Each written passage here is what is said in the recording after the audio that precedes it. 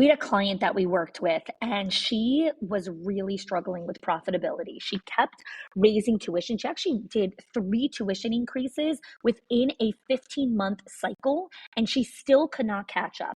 So I helped her work with our 6 money leaks in schools, and she only used 3 of the 6 money leaks and cut her expenses by 50%. 50. She did not fire anyone. She did not slash any of her programs, and she did not work more hours. Again, the 6 money leaks are not hacks or spreadsheets. These are patterns. They are small decisions that feel so normal that your school does, but they quietly drain your school's profit. So if you've ever wondered why you're working so hard, but still not seeing the return, this is your first step to clarity. Click the link in the show notes and find out what it's actually costing you.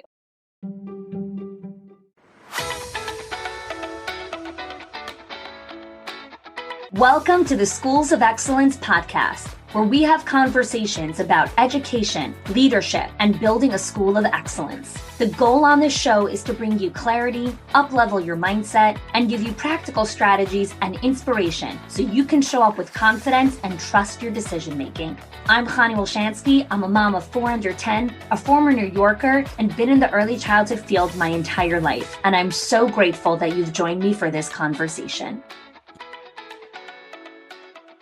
Welcome back to the Schools of Excellence podcast. This is episode 11, and today we're going to be talking about another key strategy for the success of your school, the Daily Huddle.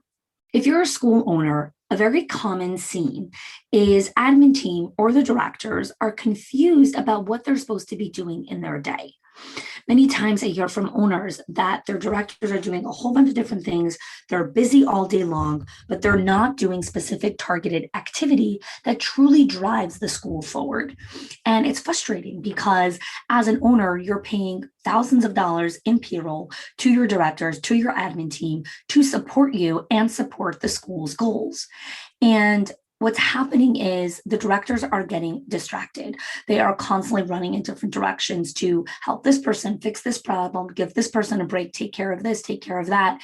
And they are so busy fixing and trying to put out fires that actual quality work that moves the school forward isn't getting done. People aren't sure what they're supposed to actually focus on and how to create those boundaries. So just to remind you again about the boundaries of the school director, make sure you check out our episode on the myth of the open door policy. That is episode 4 on the Schools of Excellence podcast. So you can go back there and check that out, how to actually help your directors create good boundaries and stop having interruptions.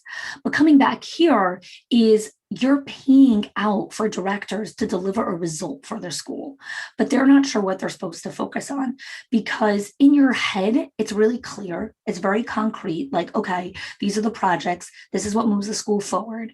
But the day gets away from everyone. And so when you check in at the end of the day or the next morning, things weren't done. And then you get your litany of excuses, right? I was busy with this. I was busy with that. I had to take care of this person. I had to take care of that person. Now, again, this isn't about whose fault it is. It's a broken system, okay? Because people need a playbook. People need a playbook, the same playbook that everyone on the team works from so that you're working towards the same goals and you're not having diffused energy in 100 different directions, right? So what happens is the directors have these great intentions of what has to happen that day. And many times as an owner, we just take their word for it. Like, oh, they're going to actually get all this done today. But a huge part of their to-do list is actually completely unrealistic. There's 40 things on it. There's no time for them to take a break or eat lunch or breathe or have space for things to actually happen, right? Because life is going to happen every single day. It's always a busy time. There's always something going on. There's always going to be distraction. And so baking that into your culture and helping people understand that there's always things that are going to come up. And that's why we have to choose in the beginning of the day. These are the specific priorities that happen no matter what. These are the specific priorities of the day that happen no matter what. So those things, no matter what, you can't have 45 things on your to-do list that have to happen no matter what. That is not realistic, right? That's not human. So the huddle, right, this concept is all about creating this alignment so that everyone is crystal clear on, okay, these are the top two things that in my 8-hour day or in my 5-hour shift or whatever it is need to happen no matter what. So I need to make sure these are scheduled. It's in my calendar. It's happening. And I'm going to be disciplined about making sure this gets done. And there's time and space for all the other things that are going to end up happening, right? This is how we manage expectation, because as an owner, I know that you are frustrated about all these expectations that aren't being met, that aren't moving the school forward. You're struggling with making payroll. You're struggling with filling the center. There's so many things that are going on. And you're like, why am I not getting traction? And again, there's a million reasons why you could not be getting traction. But one of them is that there isn't this focused priority of where everyone's heading. Now, if you're a director, this happens with teachers as well, okay? A very common scene in a classroom is a lead teacher will announce to the children, hey, we're doing this art activity, right? But 5 seconds before she does the art activity, she tells the co-teachers and assistants to prep for the art activity. But she literally has like 10 seconds to say. So it isn't crystal clear what exactly they're doing, what the outcome is of the art experience, all of that kind of stuff.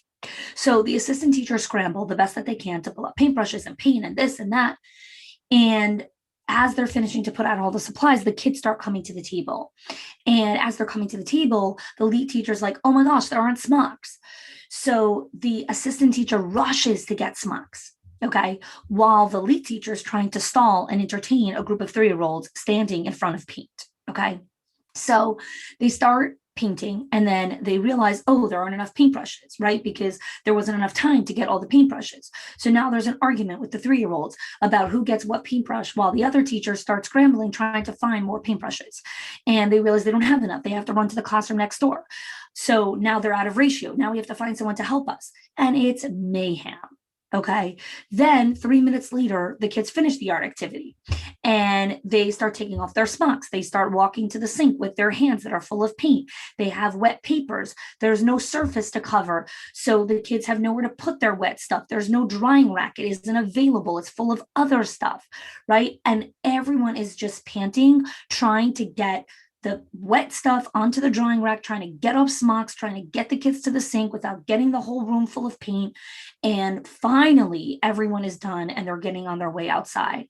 And the teacher is literally holding her heart to catch it because she is panting for her life. And she's like, oh gosh, okay, this is art time. I don't know when we're doing this again. It doesn't have to be like that, okay? This is why we do the huddle. The huddle is a short, structured meeting to get everyone operating from the same playbook.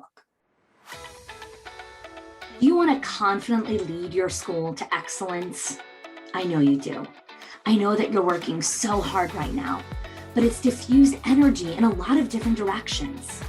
Whatever it is that you want to achieve in your school, whether that's higher retention, skills to hold staff accountable, the ability to start passing the baton to the next in line, the skills to lead difficult conversations, how to get teacher buy-in, parent buy-in, how to schedule a calendar so you can have a life outside of work, how to find the confidence inside of yourself to trust your decision making, and the ability to lead other leaders, the ability to truly step into your greatness for everything that you know that's already inside of you.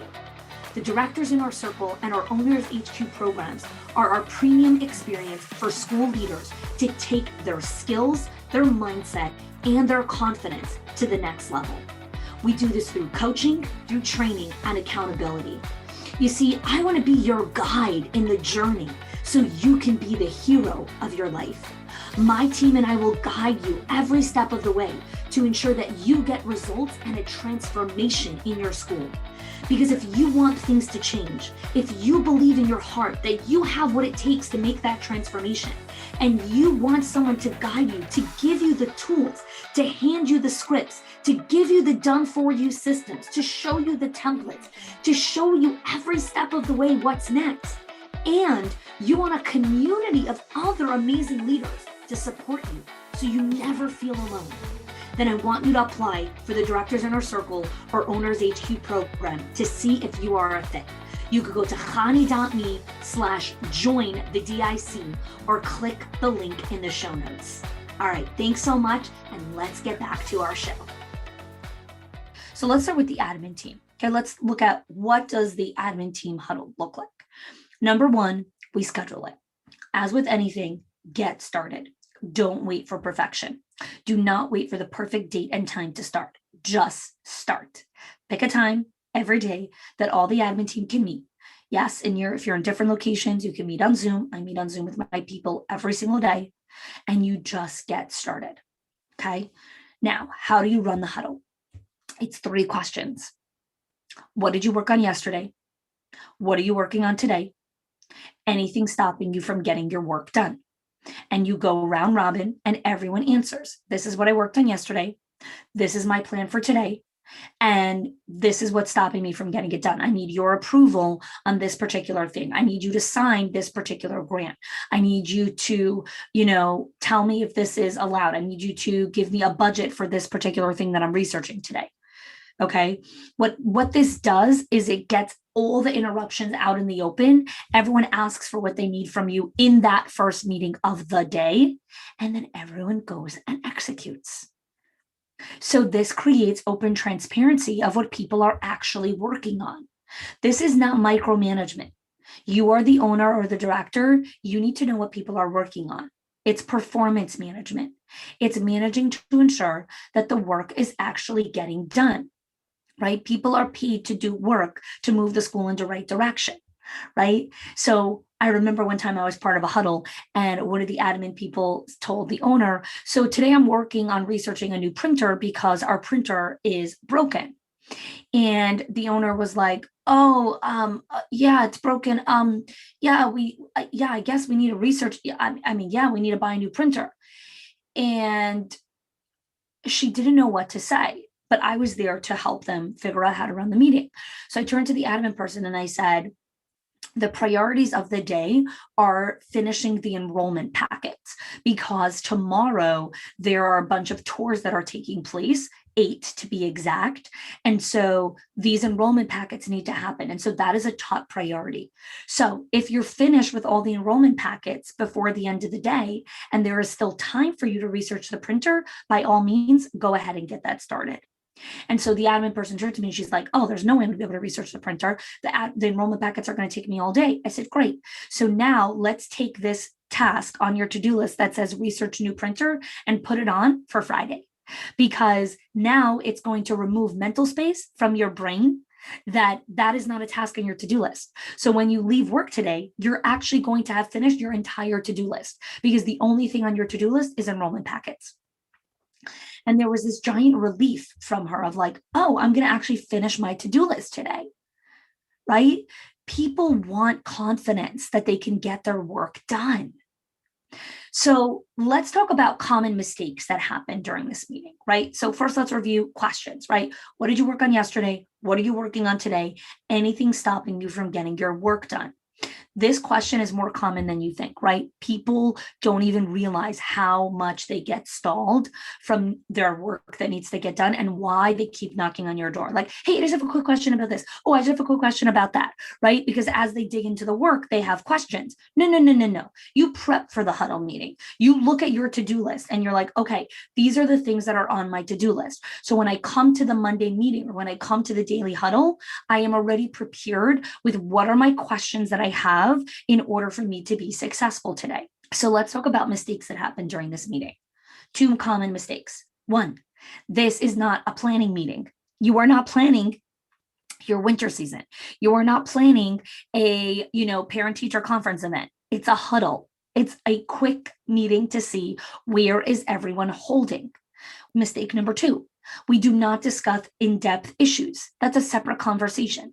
So many times during the huddle, as they're talking, they're like, oh, this is an issue here. Or like, while I was doing this, I realized that we have a whole issue with the podcast on X, Y, and Z. Great. Let's bring that up in our next conversation when we talk about the podcast. This is the huddle. We keep this short, 15 to 20 minutes at the most. Okay. Because the key result of this huddle is it prevents fires from happening in the school. When teachers run the huddle in their classrooms, it ensures that everyone in the classroom knows what's supposed to be happening, right? Because lead teachers and assistant teachers, they're trying so hard to work together, but everyone is so afraid to be direct. So everyone's dancing around and hinting each other what they need. And it is exhausting and mentally draining and fatiguing, not to mention confidence depleting. Okay. When people don't know what the expectations are, they're shooting darts in the dark. They always feel like a failure because they can never meet expectation, right?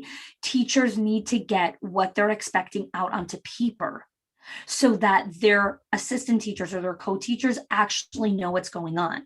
So the daily huddle in the classroom is a simple 5-10 minute conversation of, okay, today is what we're doing with the kids. There is a birthday party today. There's an art experiment. We are opening up the loose parts section today. Today we're going outside for soccer. There's also, music in the multi-purpose room. Like there is an understanding of what is happening in the day. Now, even if you have teachers that run multiple shifts, whoever's running that shift comes in, takes 5 minutes, groups what's happening in our shift today, and then goes with the kids. Okay, there needs to be that buffer time. You can't have the lead teacher, well, it's my shift is done, it's 1:00, I'm out of here. And then the other teacher walks in at exactly 1:00, they say hi, and boom, they're out of the classroom. There needs to be a couple of minutes where they can group of like, okay, let me tell you what happened in the morning. The afternoon teacher's coming in. Give her a minute to group with her, who are the people that are helping her that day, who's in the classroom, who are the teachers in that shift, right? Who was scheduled in for that, penciled in for that time slot. You may think like, oh, but I can't pay them those extra 10 minutes. Like everyone's on a clocking thing. Get out of the mindset of like, oh, but I can't afford it. That is crippling you, completely exhausting you, and is going to get you out of business. You need to think from the mindset of what do I need to do to set up everyone for success? Do I need to pay everyone an extra 5 minutes on the clock so they can meet with their co-teacher, so they can actually have a conversation and they can know what's happening during the day so that everyone knows what's happening and everyone is focused? And now the kids are happy, not to mention that the parents are happy. And when the parents are happy, they give referrals and they talk about you. And now you have more enrollment. So stop thinking in the specific moment of like, oh, but I can't afford it. Like that really cripples you guys. I think it's really important to understand that. We need to ask questions from a place of what is the best thing for my school, right? How am I building confidence? This builds confidence. It helps people operate from the same playbook. So today I want you to think about which of the huddles do you want to get started with? If you're already doing the daily huddle with your admin team, that's great. It may be a great time to introduce this to your staff, right? And have the teacher start doing this in their classrooms. If you're new to this, I would get started with the admin team. Even if you don't have a whole team, just you and one other person in the office, whatever it is, get started with the conversation. This is about communicating clearly every single day, managing expectation, managing priorities, and this ensures that fires do not come up as often. Finger pointing is less, gossip is less, resentment is less.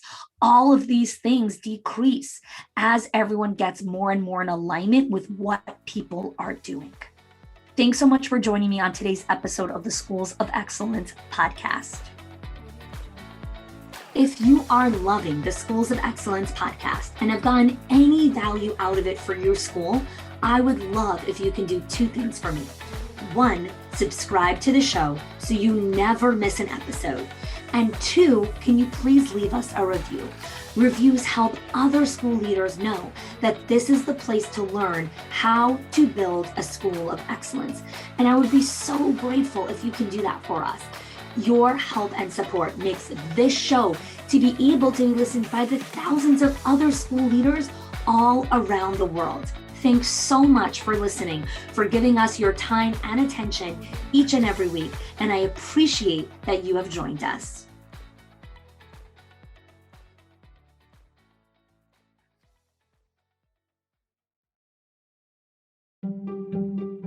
If your accountant has ever told you to cut back on professional development or slash your teacher appreciation budget or your staff development budget just so you could stay afloat, or has told you, hey, you probably can't go invest in that program, please listen. The problem is not that you're spending too much money on your people or yourself or your investment or your support system. It's that your school has invisible money leaks that are draining your profit, leaks that no spreadsheet will ever catch or accountant. So I created the 6 money leaks of schools that show you the 6 core areas that schools lose money every single month without realizing it. If you close even one of them, your profits will start to soar without sacrificing your team. Go get it now and stop blaming the things that are actually building your school.